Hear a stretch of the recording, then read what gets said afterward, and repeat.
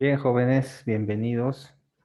Vamos a continuar con la clase y vamos a hablar acerca de los costos en la construcción.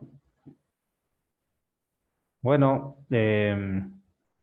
lo que está implicado dentro de los costos, claro, son los materiales, la mano de obra, equipos, herramientas.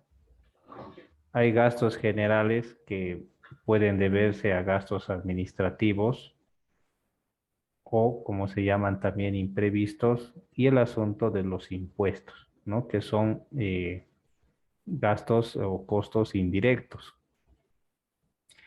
Eh, bueno, los materiales ya es bastante claro lo que pasa con los materiales. Se calculan rendimientos que por lo general son un poco sobredimensionados. Entonces, la idea es que cuando se utiliza un material, no se espera de que este material pueda ser reutilizado nuevamente en el mismo ítem, como por ejemplo en el caso de la madera, ¿sí? Entonces, imagínense que se arman cajones de columnas y se utilizan estos cajones y es posible que se puedan volver a utilizar para seguir haciendo columnas, o lo mismo con cierres o fondos de vigas y demás.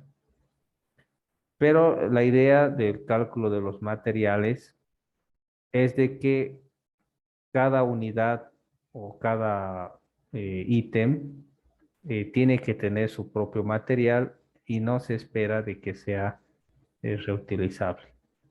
Ahora, en el caso de que sí se pueda volver a utilizar los materiales de un ítem, eso significa ahorro y por supuesto es ganancia. Entonces, mucho depende de la estrategia o la habilidad de parte del constructor para poder tomar esas determinaciones. Eso también puede significar que los costos pueden ser más bajos. Se puede competir, ¿sí? Con otras empresas, si es que de alguna manera se puede ahorrar. Algunos para poder ahorrar esos costos con respecto a la madera, utilizan un tipo de madera que es más resistente, ¿no? Por lo general, la madera de construcción, según lo que ustedes han visto, ¿cuál es? ¿Cuál es la madera más común de construcción? ¿Cómo se llama? Verdolaga. ¿Cuál? No he escuchado bien. Verdolaga. Otra vez ha habido un choque de palabras. A ver, Saulo.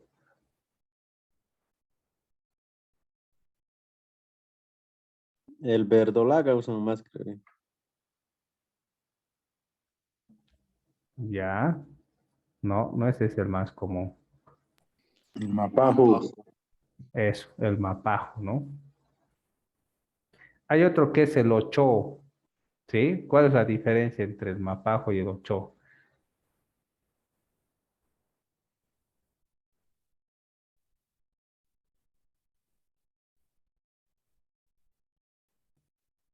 ¿Mm? ¿Cuál es la diferencia entre mapajo y ocho?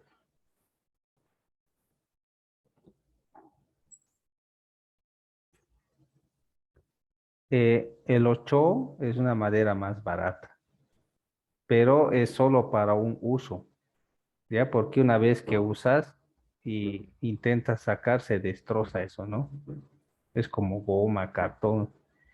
El mapajo todavía puede resistir un poco, ya puedes darle un uso, dos, pero generalmente para hacer encofrados utilizan la madera semidura, ¿sí? El guayacán, hay otro que es carne de vaca, que es más duro, y hay otros nombres, ¿no? De maderas que son semiduras y esas sirven para poder utilizar varias veces. Entonces, mucho depende de la estrategia que uno sigue, ¿no? A veces para poder hacer eso, lo que se hace es uniformizar, ¿sí? A veces pueden haber columnas que sean de 25 por 25 y otra que sea de 25 por 30, ¿ya? Entonces, algunos lo que hacen en la planta baja, directamente hacen todo 25 por 30 y utilizan una misma sección o un mismo cajón para hacer eso en las columnas de abajo, por decir eso, ¿no? O hay columnas que son 25 por 30 y otras 30 por 30 y de una vez hacen todo 30 por 30, ¿sí? En las columnas de abajo para poder uniformizar. Y lo mismo hacen en el caso de las zapatas. Imagínense una zapata que es de 1,25 por 1,25 y otra que es de 1,35 y por 1,35. Entonces, de una vez uniformizan a los tamaños más grandes directamente. Si hay zapatas de 1,50, utilizan esos tamaños si es posible. Entonces, haciendo esa uniformiza- uniformización de tamaños, pueden ahorrar lo que son encofrados, ¿no? Pero eso no es también tan sabio, porque si tú vas a hacer esa uniformización arriba, vas a sobrecargar las zapatas, ¿no? Y si sobrecargas las zapatas, puede que no estén diseñadas para esa carga y puedes tener problemas estructurales, ¿no? Pero por lo general las zapatas tienen un amplio margen de seguridad en el cálculo. Sí, eso seguramente ya lo están viendo en la materia de fundaciones, ¿sí? Entonces, esa es una forma de ahorrar, porque si bien utilizas un poco más de material, pero ahorras en mano de obra. Y a veces ahorrar en mano de obra conviene más que ahorrar en material. A veces lo que pasa en el pavimento rígido, hay algunos ítems que significan arreglar el empedrado, ¿no? Y es por baches, ¿no? Que hay que identificar los baches, hay que sacar, volver a empedrar, compactar y demás, ¿no? Y recién encima se puede vaciar el pavimento rígido. Pero a veces es más barato sacar el material suelto de ese bache hasta el suelo firme, que va a quedar un hoyito más grande, y taparlo directamente todo con concreto. Evidentemente entra más concreto, pero ahorras en mano de obra, que al final de cuentas te puede salir más barato. Entonces es bueno tomar en cuenta que los materiales y la mano de obra se pueden empezar a balancear y a compensar. Muchas veces la mano de obra puede resultar hasta un 60 o 70% del costo de los materiales. Es cara y cada vez va subiendo la mano de obra. Así que tiene que equilibrarse también con el costo de los materiales. Lo mismo con el asunto de las herramientas, es un porcentaje de la mano de obra, porque las herramientas se van arruinando, hay que reemplazarlas. Y lo bueno de las herramientas es que puedes irlas utilizando en otros trabajos, ¿ya? Son cosas que se mantienen. Y claro, gastos generales que siempre hay y el asunto de los impuestos, ¿no? Que no se puede evitar, ¿no? Los impuestos. Bien. Etapas en el estudio de un presupuesto. Vamos a leer esto, que es importante tomar estos aspectos. A ver, vamos a pedir a quienes no participan nunca. A ver, Rodrigo Guardia, ¿puedes leerlo, por favor?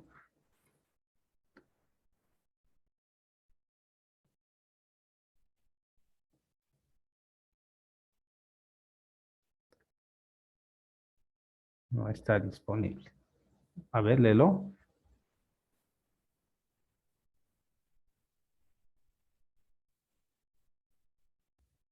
Nada.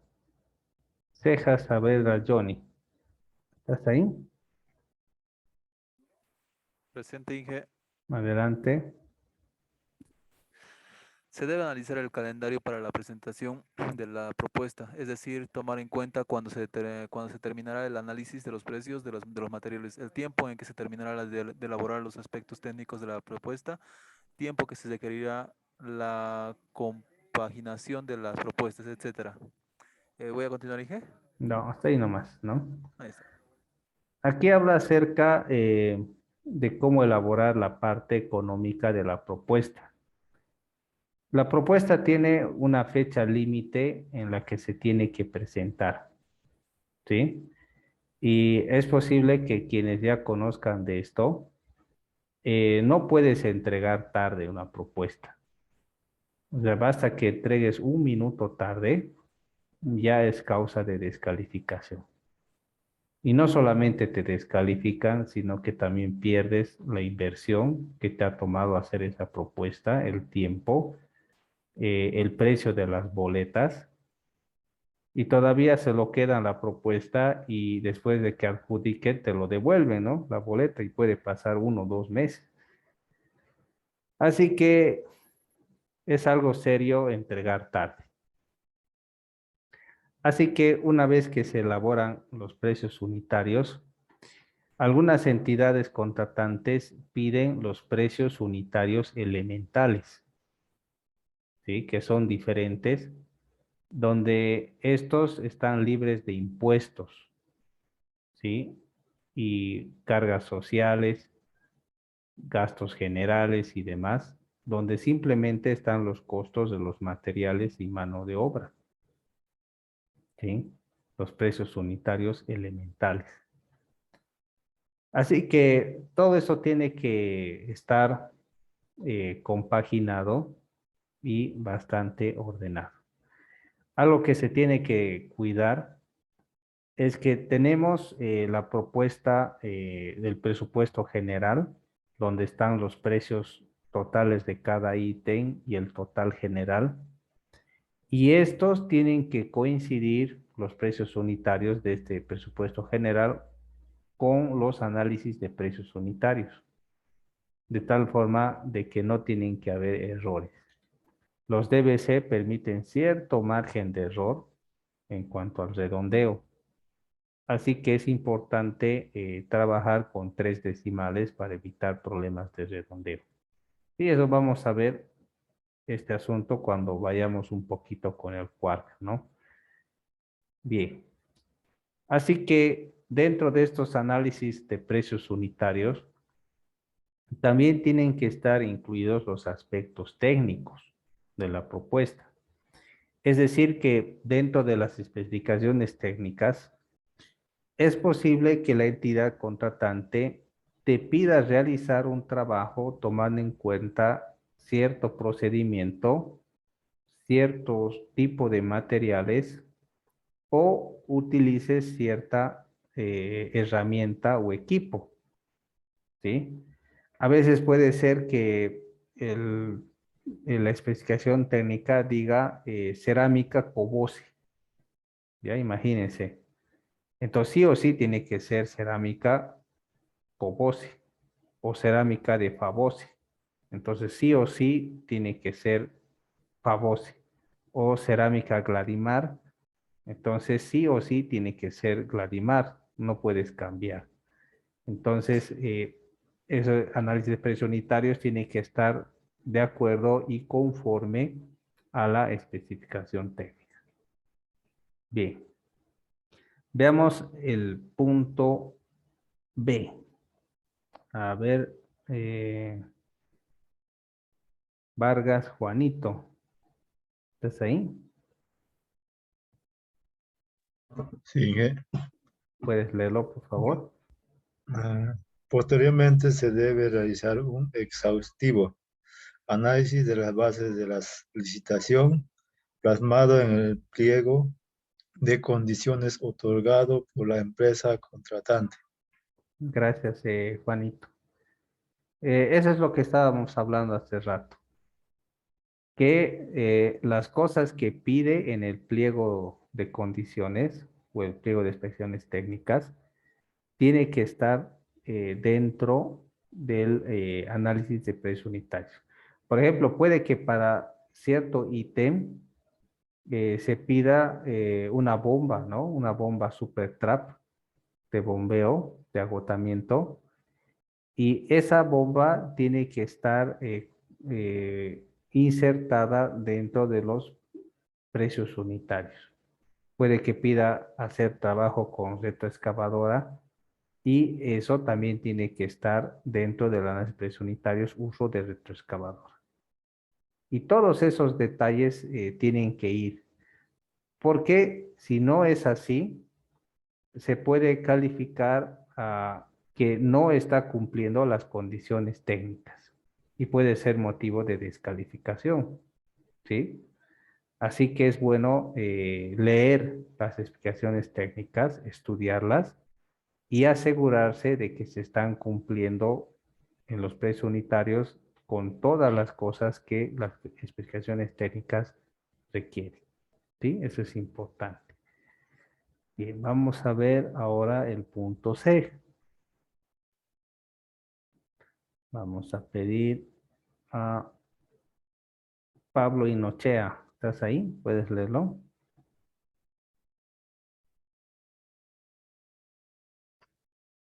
Sí, buenas noches. Adelante. No, se debe preparar un listado, ¿no?, de cotizaciones de los materiales a utilizar en la obra. Para esto se debe tener claramente identificados las existencias y especificaciones técnicas que pide la entidad contratante. En el caso de cotizaciones de subcontratos, se debe procurar entregar el máximo de información disponible al cotizador. Bien, gracias, Pablo. Entonces, cuando se cotizan estos materiales, hay que fijarse en las especificaciones técnicas que se requieren. Por ejemplo, con respecto a las piletas, ¿ya? Imaginémonos los grifos, las piletas.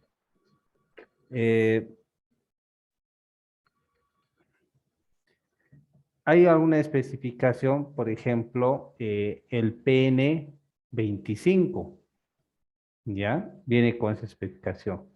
Hay otras piletas igualitas que vienen con PN 50. Las que se cierran con media vuelta vienen con PN 120, ¿ya? Entonces uno dice, ¿y qué quiere decir ese PN? Es la especificación del grado de dureza o resistencia que tiene el grifo. Y puede que la especificación técnica diga que se requiere piletas del tipo mariposa PN 25 o PN 50.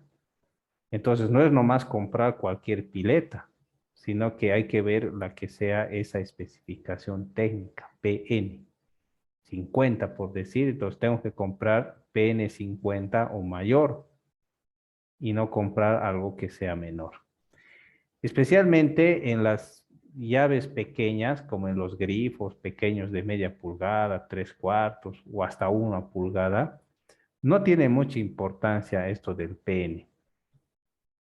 Pero ustedes han visto que tal vez hay llaves de paso y cosas así que superan las 3 pulgadas, 4 pulgadas, hay hasta de 6 pulgadas.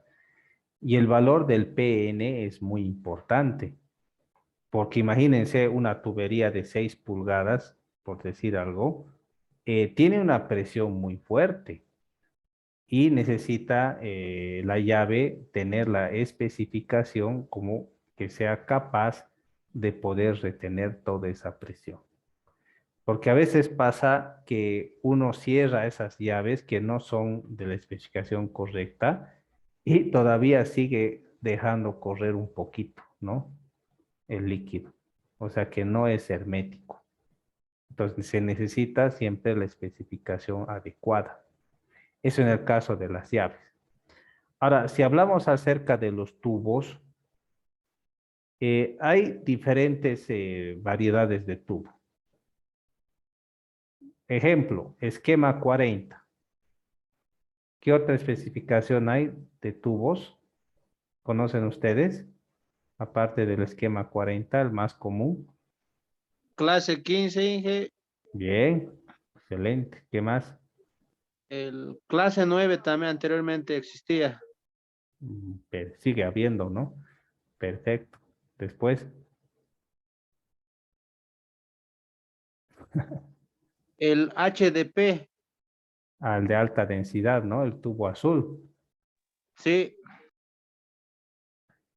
El SDR35. SDR41. ¿Sí? Y hay varios más que son específicos, ¿no?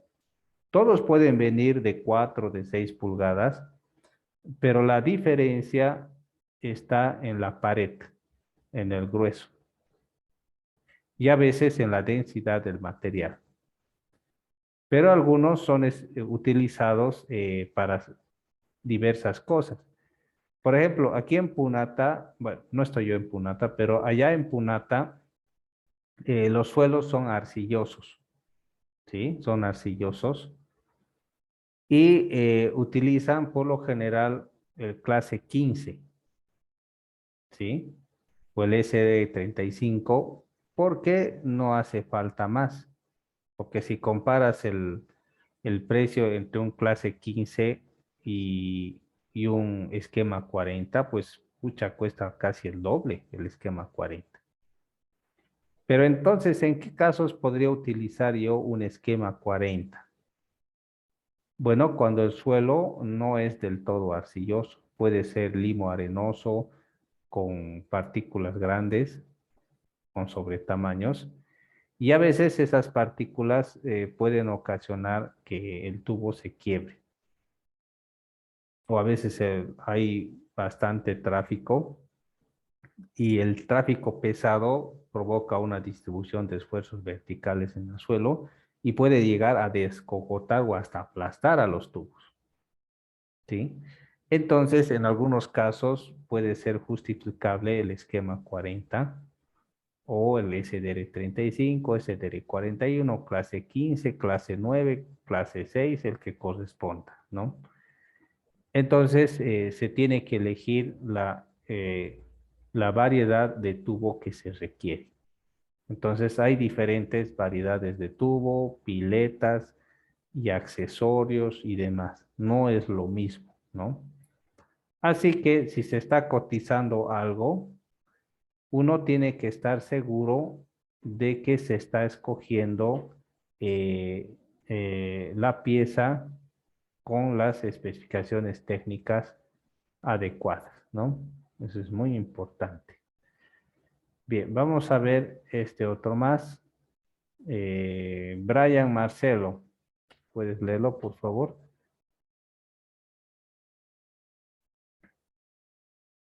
¿Estás ahí? Buenas noches, Inge. Adelante. Una vez tomado un conocimiento cabal del trabajo a ejecutar y las condiciones impuestas por la entidad contratante, es siempre recomendable una visita al lugar, que generalmente es exigida por la entidad contratante en el pliego de condiciones. En esta visita al lugar se debe de detectar las condiciones en que se deberá efectuar la obra, los accesos, sitios de instalación de faenas, restricciones de paso en puentes y caminos, calidad del terreno, disponibilidad del material, madera, combustible, agua potable, medios de transporte del personal, verificar el mercado de los materiales a utilizar, climatología, etcétera. Gracias, Brian. Es bueno saber las condiciones en las cuales uno va a trabajar, porque la dificultad de conseguir materiales o realizar ciertas cosas incrementa los precios, Por ejemplo, si es una zona bastante precaria, puede que no haya ferreterías lo suficientemente grandes o surtidas como para abastecer de material a la obra. Entonces, en ese caso, se requiere traer los materiales de otro lado, lo que implica costos del flete, del transporte y otro tipo de costos, ¿no? De importación.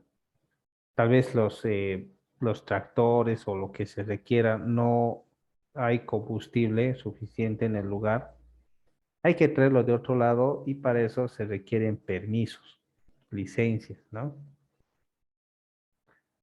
Incluso si es que es muy precario, se tienen que instalar faenas, se tienen que armar dormitorios, comedores, depósitos y demás, que también pudiera incrementar costos. O a veces si es una zona apropiada, hasta lo más fácil y práctico es alquilar. Se alquila una casa o ambientes grandes donde se puede montar en estos ambientes oficinas, comedores, depósitos y demás. Y son más seguros, ¿no? Que una faena. Entonces siempre hay que ir a ver. Cuando uno va a construir algo, lo primero que muchas veces piensa es, ¿de dónde voy a conseguir material? Primero busca un río, ¿sí? Busca un río cercano y se va a fijar el río.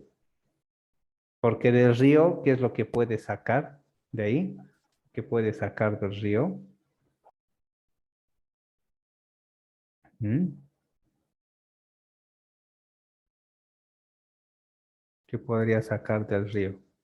¿Agua?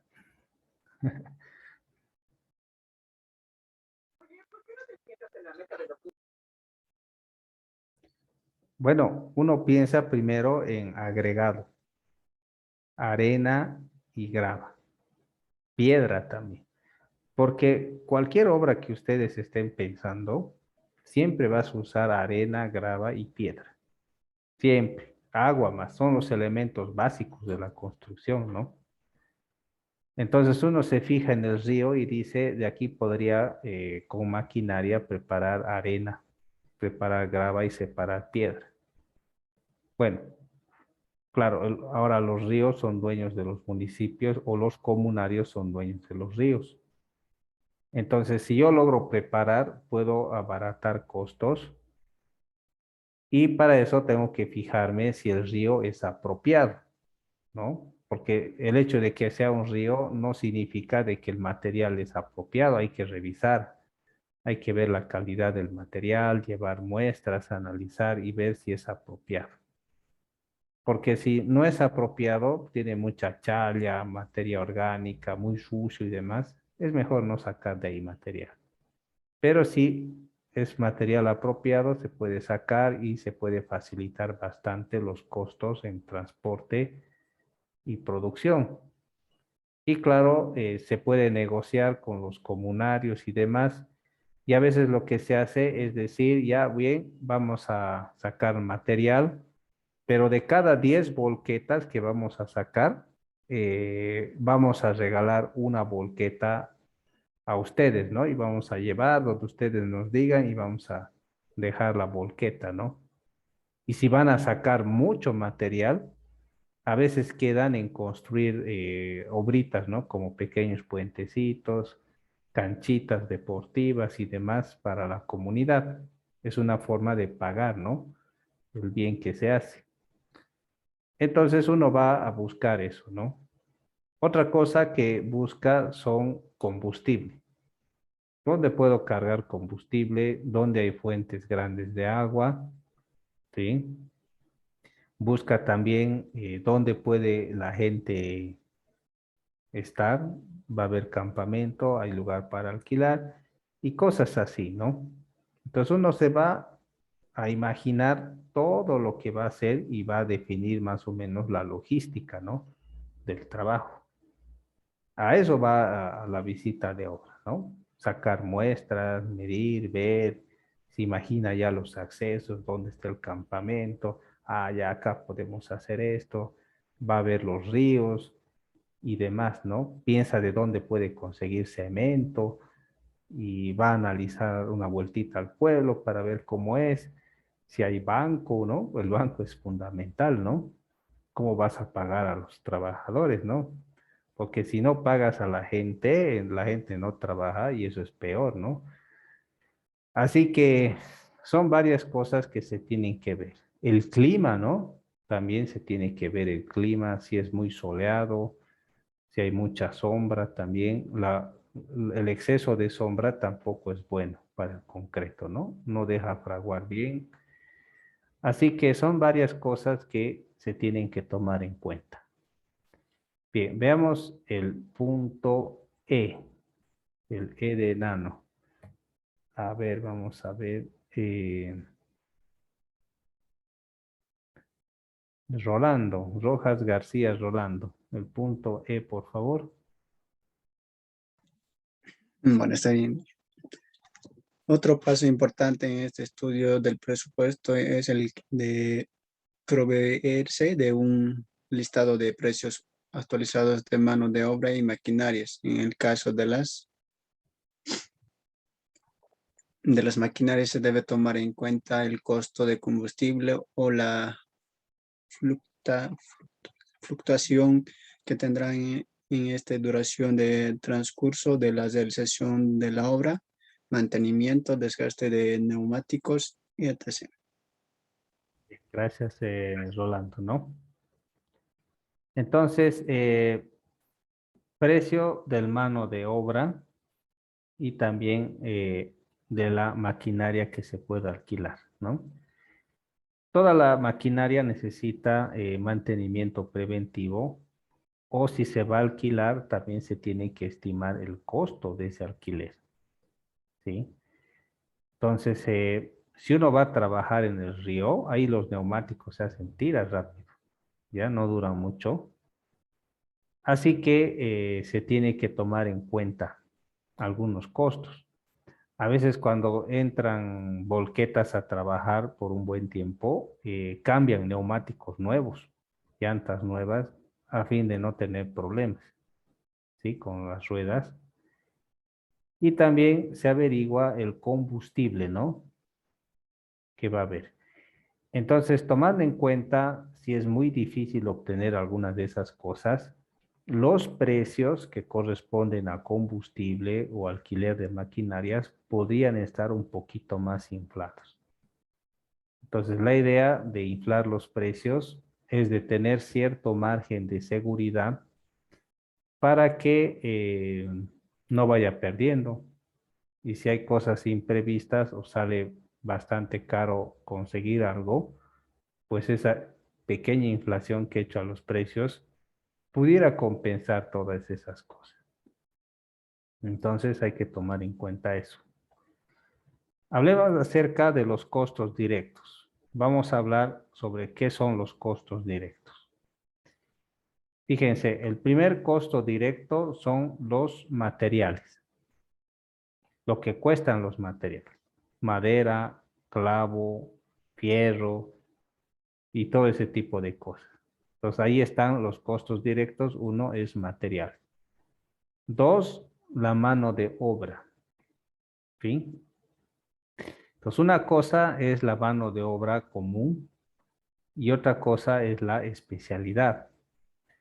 Habíamos dicho de que hay ciertos especialistas, albañiles especialistas en ciertos trabajos que tienen otro precio. Ya no son los comunes. Así que el asunto de la mano de obra es un costo directo, ¿sí? Hablemos acerca de maquinaria y equipo y herramientas. También son costos directos, ¿no? Que se tienen, porque estos costos son los que implican el uso de la maquinaria que se requieren para realizar cierto trabajo. También hace falta disponer de herramientas y todos esos son costos que se tienen que gastar porque implican avance, ¿no? Un progreso de la obra. A ver, hablemos un poco sobre los materiales. Los materiales, claro, tienen que estar de acuerdo a las especificaciones técnicas. Eso no hay duda. ¿Sí? Tienen que estar de acuerdo al contrato. Tienen que tener la calidad, la cantidad, la marca correspondiente, el color, la procedencia, la forma, exactamente como se pide o mejor. ¿Ya? Esto es muy importante, ¿no? Porque, miren, si es que se presentan problemas, tal vez hay una falla estructural o la obra ha colapsado y demás. Cuando hay problemas con una obra, problemas legales, esto ya habíamos avanzado. ¿Qué es lo que se hace cuando una obra tiene problemas? ¿Cuál es el procedimiento a realizar? ¿Sí? ¿Se acuerdan de su examen? ¿Qué es lo que se hace?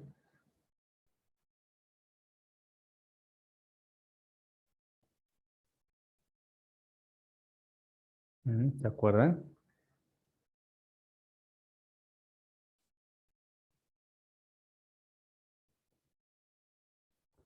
Habíamos hablado de un arbitraje, ¿no?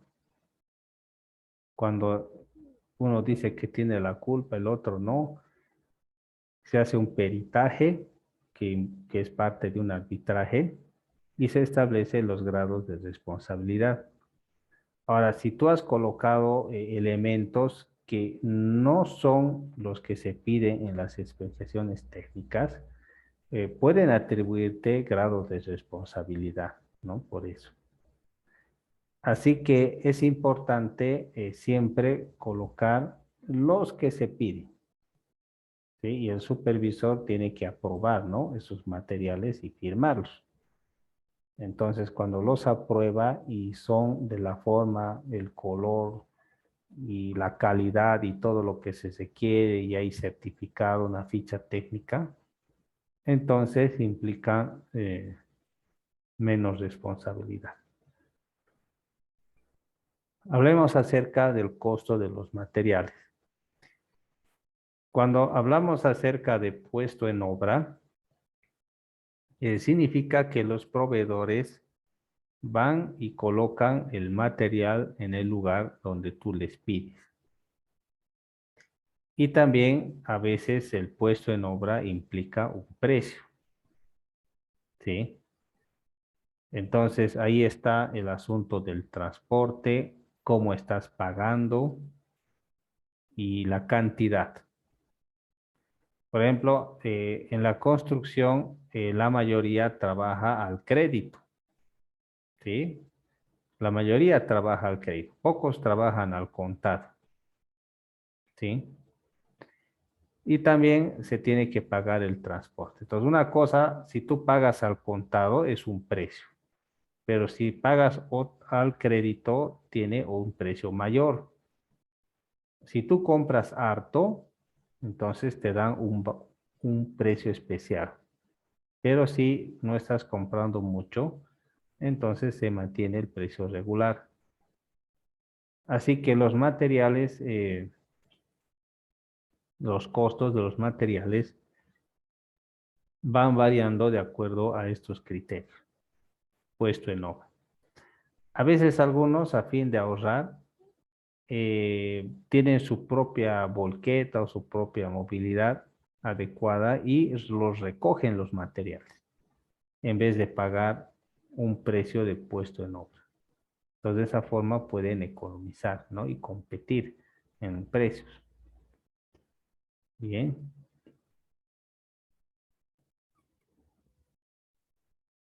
Hablemos acerca de los rendimientos de los materiales. Entonces, cuando hablamos de rendimiento, nos referimos a la cantidad de material que necesita en una determinada actividad o ítem, pero por unidad. Por decir, si el ítem está en metros cuadrados, 1 metro cuadrado de contrapiso, ¿qué cantidad de material se requiere? Entonces se requiere piedra, se requiere arena, grava, cemento, agua. Entonces, el rendimiento muestra qué cantidad de cemento para un metro cuadrado, qué cantidad de cemento para arena y grava, para agua y lo que corresponda. Entonces, los rendimientos nos ayudan a poder hacer cubicaje, ¿sí? Cubicajes de material y poder saber exactamente cuánto nosotros necesitamos para ese fin.